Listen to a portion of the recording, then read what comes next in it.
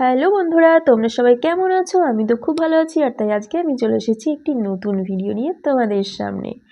আজকে ছিল বৃহস্পতিবার, তাই মনটা একটু শাড়ি পরতে ইচ্ছা হলো।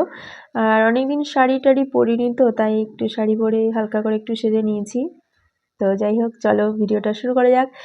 এই যে এখন আমার জানো তো পুজো কমপ্লিট হয়ে গেছে, তারপরেই আমি শুরু করছি ভিডিওটা। এইদিকে দেখো ছেলে সব খেলনাবাতি ছড়িয়ে ছিটিয়ে রেখে নিচে চলে গেছে। তারপর এইদিকে আমার ঠাকুরটাকে একটু দেখে নাও। আমাদের ঠাকুর ঘরটা এই যে ছোট্ট করে আমাদের ঠাকুর ঘরটা যে পুজো দেওয়া কমপ্লিট। এখন আমি টিফিন করতে যাব নিচে।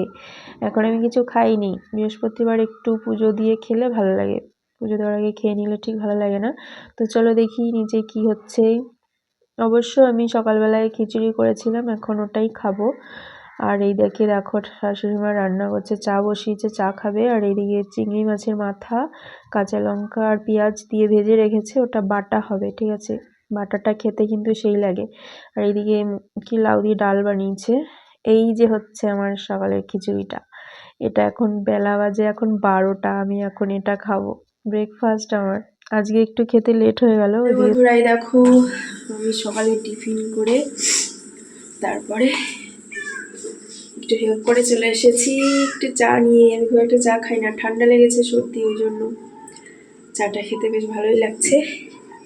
তো এখন আমি বসে বসে আরাম করে একটু চা খাবো। মোটামুটি হয়ে গেছে সব কাজ। তো চলো চাটা খেয়ে নিই, তারপর আবার দেখা হচ্ছে তোমাদের সাথে।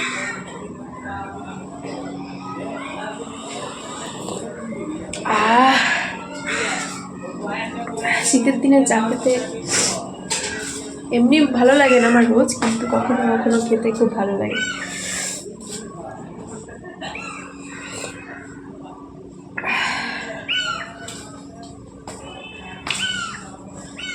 দেখেছো আমি চা খাওয়া শুরু করে দিয়েছি। এইদিকে আমি সকালের খাবার খেয়ে যে ওষুধটা ছিল সেটা আমার খেতে মনেই ছিল না, একদমই ভুলে গেছিলাম। তারপর মনে পড়ে গেল, তাই আমি আবার এই যে ওষুধটা একটু খেয়ে নিই। দেখো কত রকমের ওষুধ দিয়েছে, 4 রকমের ওষুধ দিয়েছে আমাকে।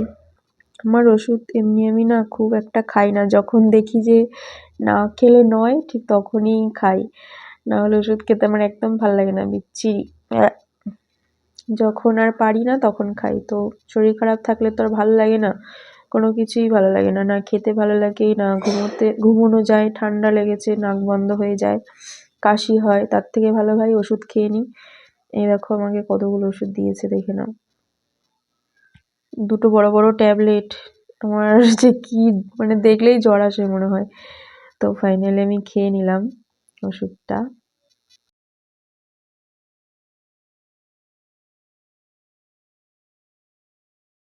এই ওষুধটা একসাথে সব খেয়ে নিলাম না, তো আমার না গলায় বেঁধে গেছিল, ব্যথা লাগছিল, বুকে বেজে আছে মনে হয়, এরকম একটা ব্যাপার।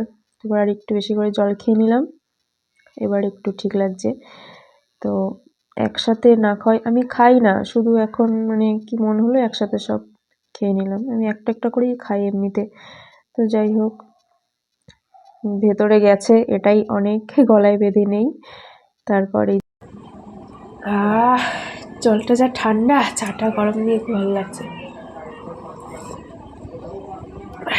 চলো বাই, পরে দেখা হচ্ছে আবার। হ্যালো বন্ধুরা, তো এই দেখো আমি চলে এসেছি, একদম 2টো বাজে, ঘড়ির কাঁটায় এখন 2টো। তো এই যে আমার ছেলেকে চান করিয়ে ভালো করে তেল মাখিয়ে না অল্প একটু জল দিয়ে চান করিয়েছি, যে কেন কি ওর না ঠান্ডা লেগে গেছে, দেখছি নাক দিয়ে সর্দি বেরাচ্ছে, বাচ্চা মানুষ কষ্ট হবে, ওই জন্য। আর নাকে একটু ড্রপটাও দিয়ে দিলাম যাতে একটু ভালো করে ঘুমোতে পারে। এইদিকে দেখো আমি লাঞ্চের টাইমে আমার খাবারটা উপরে নিয়ে এসে গেছি। এখানে আছে সাদা ভাত আর ওই মেথি শাক আলু দিয়ে ভাজা, আর ওই চিংড়ি মাছটা বাটা, ফুলকপি আলুর তরকারি, ওইটা আমার বরের ছিল, অল্প একটু আছে ওইটা, ওটাও খেয়ে নেব। দুপুরে খাওয়া হয়ে গেল, একটু মেজেই রেখে দিই, বেশি লেগে যাবে পরে, ঠান্ডা লাগবে বেশি।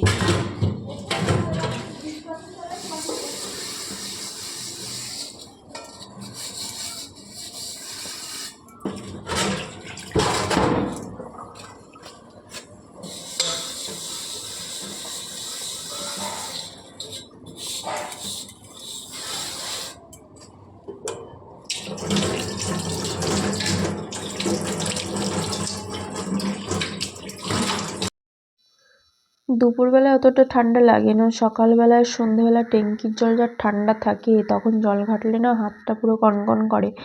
দেখো আমার সর্দি এখনও সারেনি, নাকে কথা বেজে যাচ্ছে। 4 দিন ধরে ওষুধ খেলাম, ওষুধ শেষ হয়ে গেল আর আমার ঠান্ডা এখনও কমলো না, জানি না কবে কমবে। আবার একটু কাশিও শুরু হয়ে গেছে মানে।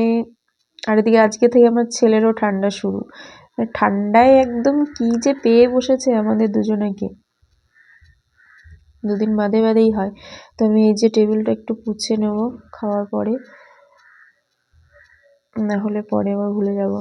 এই যে ডালটা রয়েছে ওটা ওদিকে সরিয়ে রাখি।